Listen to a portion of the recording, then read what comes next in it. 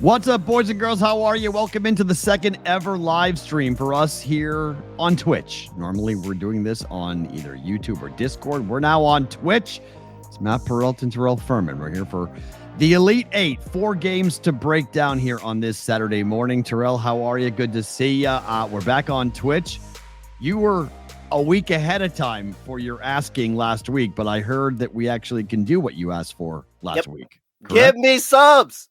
I need subs. Need subs right now. Send me subs right now. And they're free apparently, so I need subs. If you have Amazon Prime, it is free to subscribe, or you can pay $5 and you can get rid of the advertisements here on Twitch. Otherwise, just hang on out and you guys will hear us break down the 4 games that will take place 2 today, 2 tomorrow.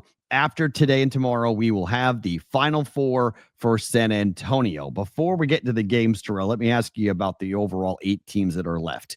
It's 1v2, 1v2, 1v2, and 1v3. Is this the committee doing a good job, or is this just kind of the way that college basketball has been this year where it's all chalk? Yeah, it's just this year. Like, it happens. It happens. Like, they were the best teams in the nation. So I mean, like, are we mad if they're at the end if they were the best teams in the nation? Like, we're so used to parity, and I think that's what people are missing. And it just happens sometimes. Sometimes chalk wins. The public wins every now and then. I give them one win every now and then so they can have it. You know what? Next year, maybe, who knows? Maybe we see a bunch of double-digit seeds in the Final Four next year. Like, you never know. It's so much parity in college basketball, and these are one of the things that's parity, the fact that it can be chalk one year. I think it's going to be really chalky for a while until we figure out name, image, and likeness, until we figure out how do we pay these players on a competitive nature where the number one recruit going to BYU next year is making $7 million. Like, how do we say, hey, if you're going to a school, the most you can make is X, Y, and Z? Because if you're VCU, one of your pet teams you like, they can't compete with that.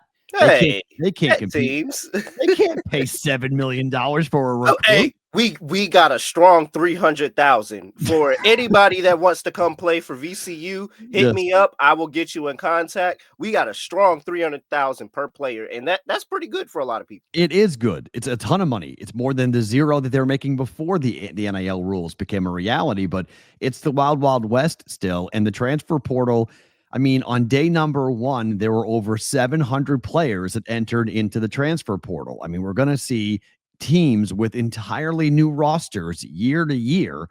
So is that good for parity? We'll find out. Is that good for college basketball? We're going to find out. But right now, it has been super, super chalky in terms of how this bracket has wound its way here to the Elite Eight. Before we get into the games, reminder that Terrell and I will be back on Tuesday on the BettingPros YouTube channel, youtube.com/BettingPros. We'll have the Final Four. We'll break down the games. We'll get into the Final Four. We'll talk about different angles that you guys can get into when it comes to betting the Final Four. We could have all SEC teams. We could have all number 1 seeds left going into this Final Four in San Antonio. It's Tuesday at 5:30 Eastern Time, 2:30 Pacific Time this Tuesday on the Betting Pros YouTube channel. Go there at youtube.com/bettingpros. Okay, let's start with the games in the order in which they're going to be played coming up today and tomorrow. We have night games tonight. We have a day and night game tomorrow. First game of the day is Florida up against Texas Tech, number 1 seed, up against a number 3 seed. This is the only 3 or non-2 seed to be alive in Texas Tech. This number is 6.5 or 7, depending on the book you're looking at. DraftKings is all the way up to 7.5. The total is 157 or 157.5. Terrell, where are you on Florida and Texas Tech? Continue trucking along. Nothing I've seen so far has gotten me off the Florida wave. I'm continuing going with that. I think Florida is one of the best teams in the country. A little bit of the injuries and the nicked upness that they've had over the course of the entire season starting to show itself a little bit in the second half of this tournament. But I think Florida's got enough to get it done, man. I think the offense is just way too much for Texas Tech's defense, and I think there's too many options here. Texas Tech was fun. It was a great end to the game. Second largest comeback in Sweet 16 history. Yeah. It's all over when the Florida Gators come to town because they just figure it out at the end.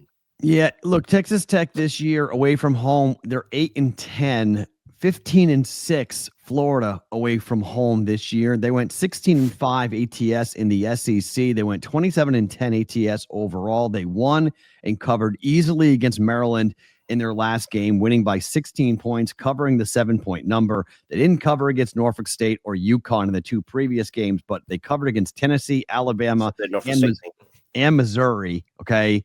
I'm with you on Florida. I have a bunch of ways, personally, I'm playing this. I'm laying the numbers, but I think you could do, and we'll talk about it later, but a Florida Duke money line parlay, I think, is the way if you want to play this in terms of how these games are going to go, and forget about the point spreads. But FanDuel's at 6.5. Most books are at 7. I just think from a Texas Tech standpoint, and you mentioned the comeback, they were down big to Arkansas in the second half. And I thought it was more about what Arkansas failed to do than what Texas Tech really did. And the depth of Florida, I thought Arkansas actually had a shot to beat Florida. I thought Arkansas, if they had won that game, Arkansas against an SEC rival, they would have a chance. I think Florida's too deep here. I just think, if Texas Tech does win this game, how do they do it in your mind? The free throws came in big, and they hit their free throws, and they had a disparity there, and they found a way to keep Florida off of the glass. Like, if they can limit Florida to one possession and you force them into a miss, but the issue is Florida's bigs are so good at offensive rebounding, and then they're really, really good with either going back up with the shot or passing back out to that trifecta of guard play that they have, that they just find a way to get second chance points. So they really, really got to be able to either limit the offensive rebounds or limit the second chance points, because Florida's going to get their opportunities. Completely agree. I think Florida's got to be, Walter Clayton Jr. is going to have a horrible game. He has to be awful. In order for Florida to lose this game, he has to miss almost every shot he takes. I think you have to have, because really, if you look at how they came back against UConn, it was Clayton in the guard play really for Florida that really turned it up and hit a bunch of big shots, hit a bunch of big threes that really put UConn behind the 8 ball. And then once they got the lead, they extended it late in the game to win. That has to be the same exact thing, same situation. UConn mucked it up. They made it into a street fight. If Texas Tech can do that, then okay, maybe they got a decent shot, but I don't really think that's going to happen. You look at Texas Tech and the way that they played in the Big 12 this year. They're not anywhere near UConn in terms of slow. They're 268. They're not fast, but defensively, they're not nearly as good. They are 39th in efficiency on defense. They're 54th on effective field goal percentage. You're just going up against a bigger, stronger, faster team in Florida. Maybe first half stays close, but by the time we get to the second half, I think this game gets extended. How do you feel about the total in this game? It feels like this could be an under game if Tech is in it, but if Florida has their way, doesn't it go over 157.5? I think that if I played it, I would only go the same way that I went with Arkansas in the last round, and I'm playing that Florida team total over. And I'm saying that at the very least, I think that Florida is going to be able to score. Now, I admit Florida is still a really, really good defensive team. Like, we kind of let that go by the wayside because of how good this offense is, but they're really, really solid defensively. So if there was a world where Texas Tech really, really struggled here to move the basketball, I wouldn't be surprised. If I played it, I would only look towards the Florida side of things, taking that team total over. And they currently have that sitting at 82. So you get a flat 82 there at some places, 81.5 at others. So, I'm all over Florida's team total. I think they can get over 82 points here. So to give you a reference here, going back to the 25th of February for Florida's offense, they've scored 83, 89, 99, 90, 95, 104, 86, 95, 77, and 87. So they've only failed to go over that team total of what, 82.5, you said? Yep. They've only failed to do that one time since the 25th of February. That's a run. So if you're talking about March, and you're talking about when crunch time matters, and you're talking about when big players need to make big plays, I like your angle a lot with Florida. In fact, that's the same angle I'm taking with Duke. I'm betting Florida money line, but I'm going to parlay that with Duke. Duke, number 1 seed, up against Alabama in New Jersey. This is going to be a quasi home game for Duke. There's going to be so many Blue Devil fans there. This number is 7. The total as we speak is climbing. It's up to 175 now, 174.5 from a total perspective. But Terrell, I'm doing the same thing that you're talking about. I'm taking Duke's team total of 90.5. Going over. I'm taking Duke money line, and I'm taking Alabama's defense, which has been seriously lacking. They won the game. I'm not going to knock it. They set a record. It was unbelievable. 25 made threes. Mark Sears hit 10 by himself. They shot 51 of their 61 shots were from behind the arc. were from behind the arc for Alabama. But they gave up 88 points to BYU. This is Duke. Can Bama win this game? Do you have a scenario where Bama beats Duke? I had Bama to start the tournament, and then immediately after the Robert Morris game, I was like, oh yeah, this Bama team didn't do anything different. And I kind of at that point was out on Bama. And here they are, still here playing Duke. Right. But I'm sorry, I can't fade this Duke team right now. And I think the one big glaring thing here for me with Bama is the fact that they don't force turnovers. And that's what you need to do to beat Duke. You got to get them off of their game. You gotta have some type of defensive integrity. What's that? Is that a follower? We got another follower here. And so as we get that kind of defensive integrity of being able to sit there, turn them over, especially when I talk about late game situations, to be able to force turnovers and make this a close game and have something to kind of lean on at the end of the game, or Duke's going to just kind of run away with this thing. I can see Duke just running away with this. There's too many easy baskets on the inside that Alabama's giving up that Duke is just going to carve up for them. So, I mean, maybe they have a game plan for Cooper Flagg, but there's so many other options here other than Cooper Flagg on this Duke team that I think that they're going to run the score up on this team. So I'm with you. I agree. I like the Duke team total over. I'm laying the number with Duke. I have to go chalk these first two games. I can't see it for Alabama here. I've been fading them to this point, and I'm going to fade them one more time. When you watch, I went back and watched a bit of that Duke in Alabama game, and BYU and Alabama, and how many times Alabama got open threes from either offensive rebounds or just broken plays. I mean, BYU made a conscious effort to say, look, we're going to go and try to score in the paint. We're going to put twos up on the board. And if Bama hits their threes, so be it. They gave them open shot after open shot. It was a very risky game plan by BYU, and it burned them. Duke is not going to do that. Duke defensively is one of the best teams in the entire country. They are fifth in efficiency. They are number one in defensive effective field goal percentage. They are number two in 2-point defense. They're 35th in 3-point defense. This is not what BYU had to work with. So while you have the length of Cooper Flagg, you have the guard play of Duke, you have the rebounding ability of Duke, this is a much different scenario. So I think this is where the public might get caught being with a little recency bias and say, well, Alabama hit so many threes, they're going to do the same thing. They're not going to get the 3-point shots today against Duke that they got against BYU. And remember, when you're in New Jersey or New York, the number one concentration of Duke alumni in the entire country is in the New York City area.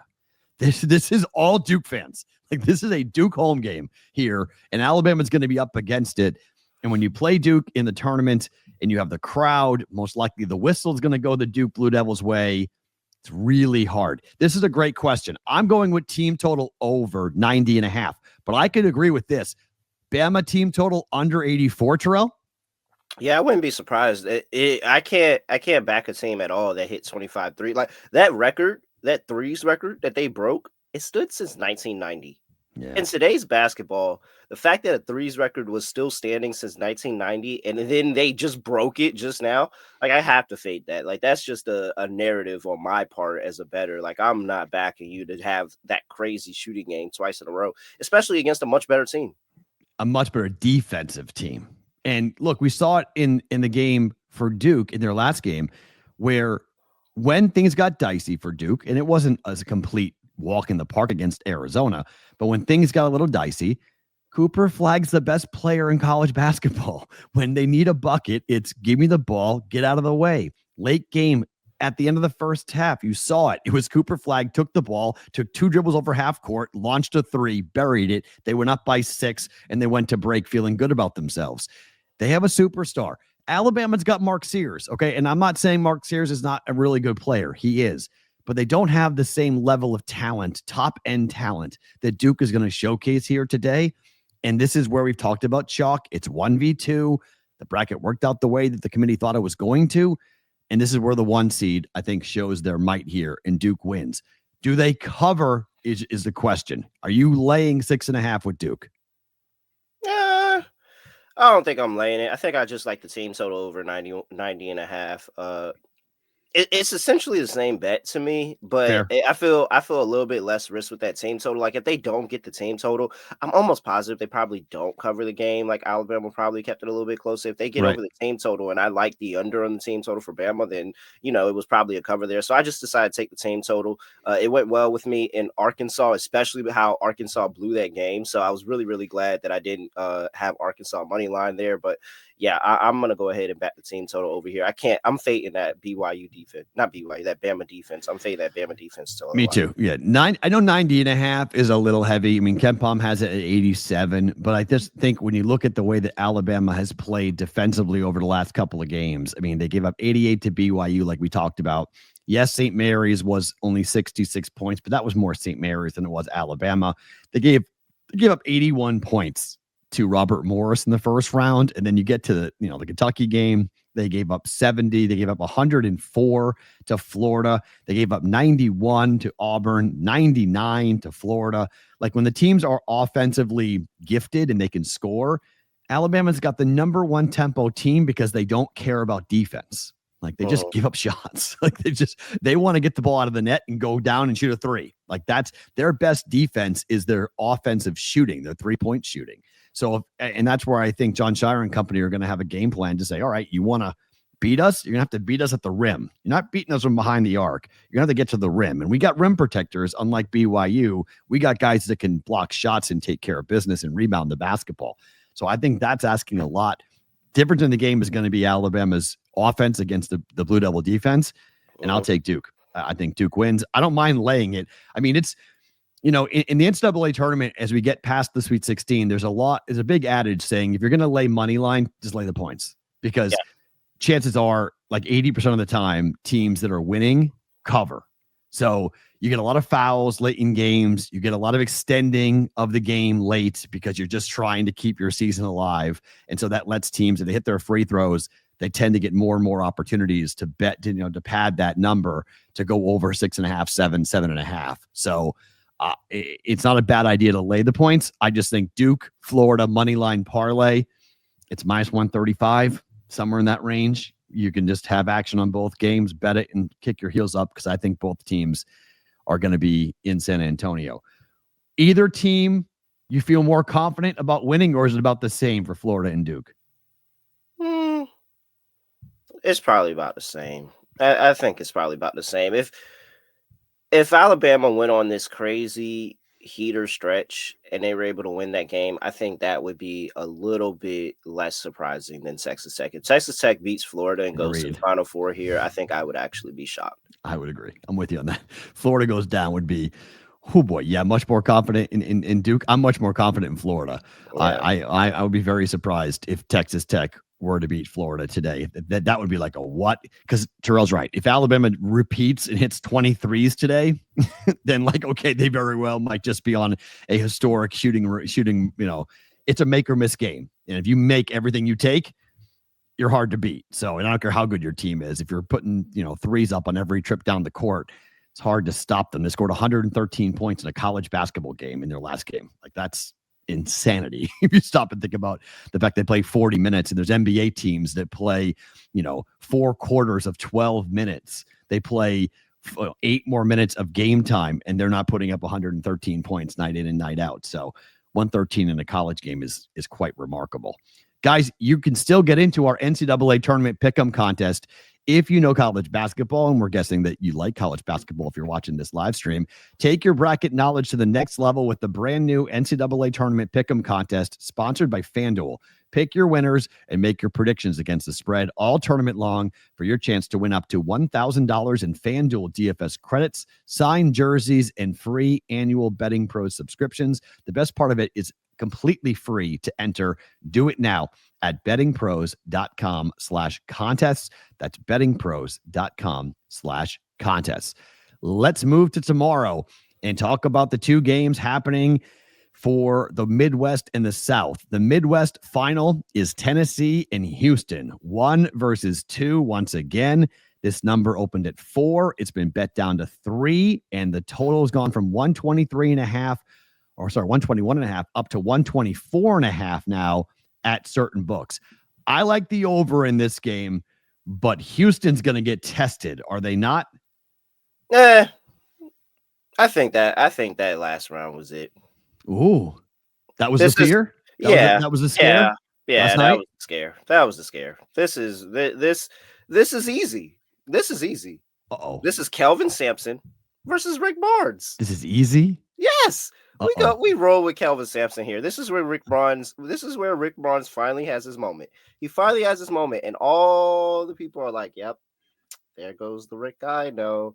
Kelvin Sampson is so locked into this team, and he's locked into not only allowing them being able to play, but then, hey, all right, we're making the adjustments, and we're about to come back out here, and we're going to make this a competitive game. We're going to go in here with a really, really good game plan, the final seconds of the game, and we're going to go in here and win the game. Like, he is so locked into this national championship that for me, I'm not fading Houston the rest of the way. It doesn't matter who you put in front of me. I'm not fading Houston the rest of the way. I had Houston beginning, and now with every single game that they somehow go out there and look poorer, Mm-hmm. plus the refs, because the refs had a lot to do with that game too, but they still look poor. And Right. then to always figure it out in the second half and be able to win the game.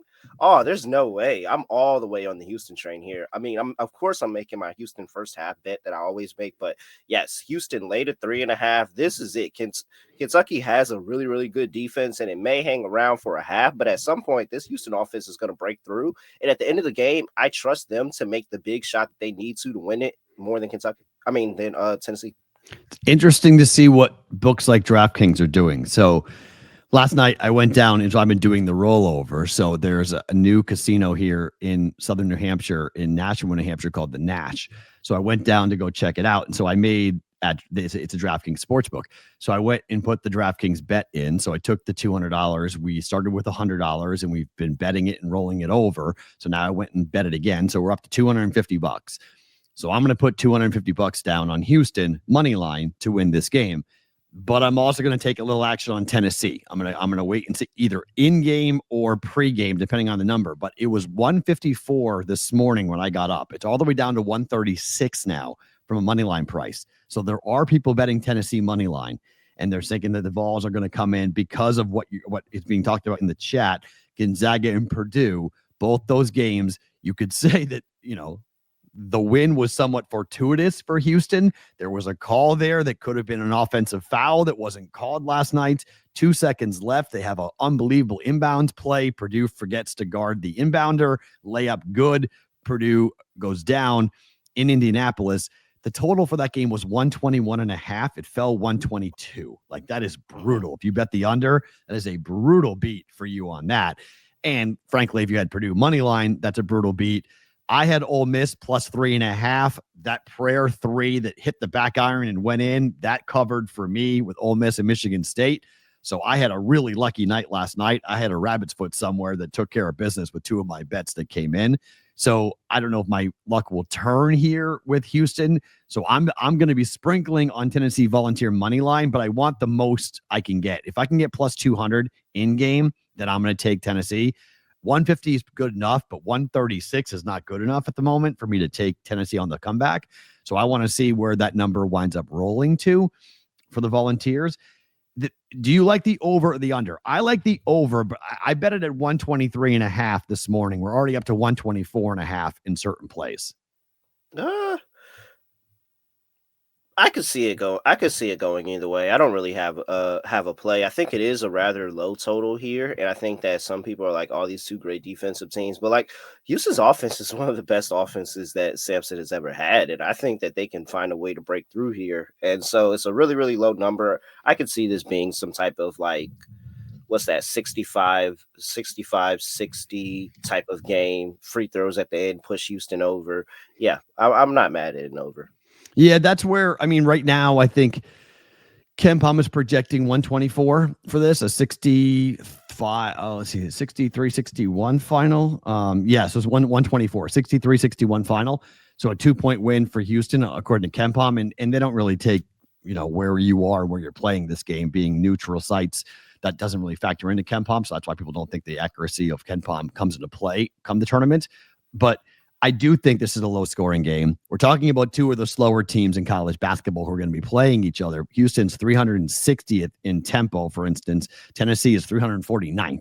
But I think when you have two teams that play defense, sometimes you actually get a little more offense than people expect. I mean, 121, 122, 123, that is really low for an Elite Eight game, just simply because of fouls at the end. Like if one team's got a lead, you're going to see fouls. They're going to come down. So I think it goes over 123.5. I do think that number is going to climb. So I think if you like it, I would take it now because it may close at 125. It may close somewhere in that, in that range for from a total perspective. I can't see it being much higher than 125, but I'd rather take every point that I can because points are going to be at such a crazy premium between these two teams. And look, these are under teams, like we know, but they've both been so heavy on the under. 13-7 away from home to the under for Tennessee, 11-8-1 to the under for Houston away from home, 4-1 to the under over the last 5 for Houston, 7-3 over the last 10, but obviously that's some tournament games and some regular season games for Houston. If Tennessee wins this game, how do they do it? Lanier and Ziegler have a game. Yeah, both of them. That backcourt has an amazing game, and they're being able to get to the rim, really, really challenge them in the paint, get some of the bigs in foul trouble. Like it's between the backcourt for me. And a lot of times it's the bigs that I'm having a conversation about. But if that backcourt of Ziegler and Lanier can go out there and have a game and really, really, really put pressure on Houston's offense to go play a shootout, oh yeah, then I think they got it. I think it comes down to the little things. It comes down to free throws. It comes down to turnovers. It comes down to hitting your bunnies. Like Houston is 281st in 2-point percentage on offense. Like that worries me. You can't miss. Their game is to get the ball on the board and go get it. Like that's been pretty much Kelvin Sampson's offense for a while. Is they're going to out tough you and they're going to dominate on the rebounding. But Tennessee's not going to give that up. I mean, Tennessee is a very good rebounding team. They're a team that, offensive rebounding wise, we know about Houston. They're 11th. Tennessee defensively is 199th in offensive rebound percentage. That's not good. You can't allow Houston to dominate the glass. So Houston has to lose the rebounding battle. And then I agree with you. Ziegler and company have got to go off. The defense, the offense, their backcourt have got to outplay Houston. And if they do that and they out-rebound Houston, I think they can win. But if they don't, this could be like the shocker because people are already running to the window to bet Tennessee. Like this could be like you talked about. The Purdue game was the sweat, was the fear. And now they know they win and they go to the Final Four and Houston blows out Tennessee. It's not, if it's a blowout, I'm going to lose the over. It's dead. Like that is, the Vols will score 45, 50 points and it'll be it. That will be like a 60-50 type final and we're done. And I don't mind laying the 3.5 on this. I'm just going to go ahead and roll it over again and then get to the Final Four and try to figure out what I'm going to do with Houston once they get to the Final Four. But, we're going to lay a pretty decent price here at the moment. If I'm laying it at minus 262, if we're going to lay the minus 250 down on that, we're going to come back with $400. So we're going to have a $400 money line bet coming in with Houston in the Final Four. So like, we're going to start to get to some real dollars really throwing down here on the Cougars on what they're going to do. And I was going to bet money line on Auburn and throw them in. I didn't do it, but that's our last game for the Final Four. Another number 1 seed. Auburn's got Michigan State. Again, a chance for Tom Izzo. On my bracket, I picked Michigan State to make it to the Final Four. They got to win this game against Auburn. They aren't expected to. This number is up to it's down to 5 now. Okay. It was 5 to 5.5 last night. It's pretty much cemented at 5 across the board. Total's down to 148 for Auburn and Michigan State. Auburn win and run away with it, or can Sparty make the Final Four? No, I think Sparty got a chance. I think Sparty got a chance. I picked them early, and I'm gonna stick with it because I think that this team is just something's different about them, man. I haven't felt good about this Auburn team for a little while now, especially with that end in the SEC. And I'm like, oh, all right, like there we go. There's that other chance again that we might see this Auburn team go down. I said, man, if there was ever a coach to do it, there ever a guy that sit there and says, hey, I gotta have it, and I gotta have it this year because I haven't had it in 25 plus years. Oh, it's Izzo.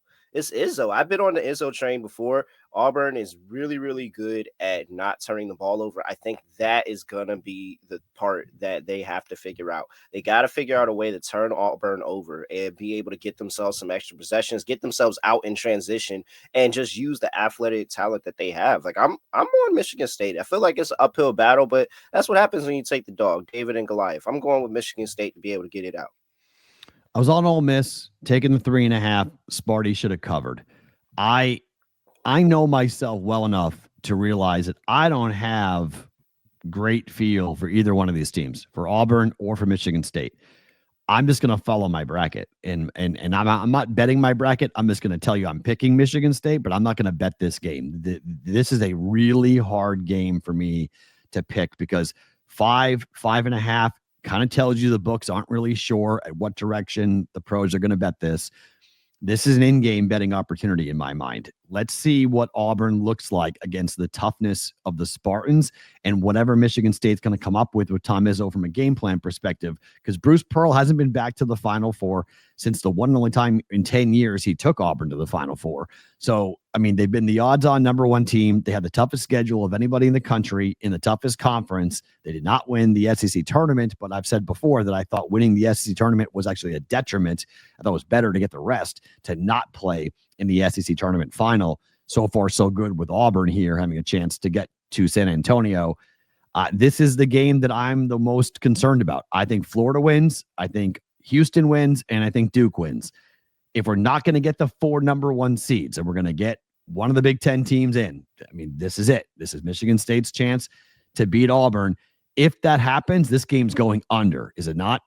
Yeah, I would think so. I think it was a very, very defensive game. Probably a lot of Broom and not much of everybody else. I think that if this Michigan State team actually has the defense to kind of slow down Pettiford and not let Pettiford get off like he's been doing in the tournament. And I think that's a big key that a lot of people really aren't talking about. They're talking about Janine Broom, potential player of the year type candidate player. But I think Pettiford is the person that if you take away the backcourt and you take away those guards, Broom might go get his, but Broom's not going to beat you single-handedly. So I think that it's going to be a lot on that backcourt. I think they have a good defense for the backcourt, and they might be able to swallow up Pettiford. Yeah, to your point, Michigan State is 4th in defensive efficiency, and they are 2nd in three-point defense in the country. They are 15th in effective field goal percentage. They are a defensive team, as you would expect, but I think they've been slept on a little bit here for whatever reason, because we've been so enamored with what the SEC has looked like. We've sort of forgotten about Izzo and company and what Michigan State has hung their hat on. Offensively, they're not great, but the three-point shooting is the biggest question. Michigan State is 318th in three-point shooting. If they can't hit threes and Auburn is hitting threes, that's really bad news. But I think it comes down to the same thing that it's come down to for most teams this year. It's can they hit the three or not? And if Michigan State can have a decent shooting game, and if Akins can get going, if Jeremy Fears can get going, they can have a real big impact here. We know what Chad Baker-Mazara is capable of. Get under his skin, freak him out, get him potentially teed up, get him thinking something else. Because this Auburn team, there's been rumors throughout the entire year about whether the Auburn roster likes each other. Like there's been chemistry conversations from friends of mine who covered the SEC saying this Auburn team hates each other and they can't wait to get away from each other. Got to give them a reason. The Jays, Creighton had them down at half. Kind of it in terms of what they've done since. I mean, they've been really good. They've kind of, that was their one scare. And then they went ahead and took care of business against Michigan, beating them 78-65. And now they got Michigan State here where they're expected to win the game by 5 or 6 points. If I'm betting it, I'm taking the 5.5, 6 points if I can get it, but 5.5 for sure. Where are you on the side? Yeah, I'm going to take the 5.5, and I'm sprinkling on money line here. I'm going to stick with Michigan State. I'm hope Izzo gets him another Final Four here, so I'm with Michigan State. So it would be Michigan State, Florida, Duke, and Houston for you, right? Yep. That's how I have it. That would be great. That's literally how it is on the bracket. Well, except Alabama. Alabama's in there, but whatever. I conceded defeat to Alabama along. That's my bracket. That's my Final Four. My Final Four is Michigan State, Houston, Florida, and Duke. We will get to those games if we get it. We'll get to those games coming up on Tuesday. If you guys want to hear where I'm going to be on some other picks and plays, you guys can listen and watch the Daily Juice each and every single morning, 365 days a year. I give you my picks and plays and thoughts. We've had a lot of fun with NBA player props. We'll get back to doing that during the week as college basketball is winding down. You can go and watch the Daily Juice, Betting Pros YouTube channel at youtube.com/Betting Pros or wherever you listen to your audio podcasts. We've had a lot of fun doing a bunch of different variety of things. It's almost the silly season. I mean, April is the silly season. We're going to bet golf. We're going to bet NASCAR. We're going to bet all sorts of different things because college basketball is about to be, unfortunately, done. Tuesday is the next time you're going to get Terrell and I to break down the Final Four. Let's see if we're right. Is it going to be Michigan State, Florida, Duke, Houston? We're in an agreement. Yep. Is that our Final Four? If it is, CBS executives are going to be popping champagne. They're going to be ecstatic if that's what they're getting out of a Final Four perspective because they get 3 number 1 seeds, plus they get Tom Izzo and a number 2 seed coming in with Michigan State. It is brand name on brand name. Are you good with this? 1v2, 1v2, 1v3, 1v2? You like this? Yeah, like I said, it's the parody of college basketball. And in parody, you got to get the chalk at some point. Like you can't get the chaos without the order. And so, hey, sometimes the chalk wins. Let's see if it goes down. It would be so fascinating if the Final Four is Alabama, Texas Tech, Michigan State, and Tennessee. Like that. Think about that Final Four versus Duke, Florida, Houston, Michigan State. That money line parlay pays out $1 million. Does it really? No. Oh, it might. I mean, it could. I mean, I know if you take chalk, all 4 number 1 seeds today and tomorrow, that's a plus 280 parlay. Oh, okay. That's plus 280 if you want to go straight chalk. But I don't think that happens. I think 1 number 1 seed is going to lose. Of the 4 games, 1 number 1 goes down. Not 2, not 3, not 4. 1. Which one is the one that blows up the money line parlay? Because everyone's going to be on that number 1 chalk parlay. The books are going to need an upset outright, not just a cover. They need an outright upset. Of the 4 teams, which one is most likely to upset? Michigan State, right? Oh, yeah. I'm rolling who's number 2?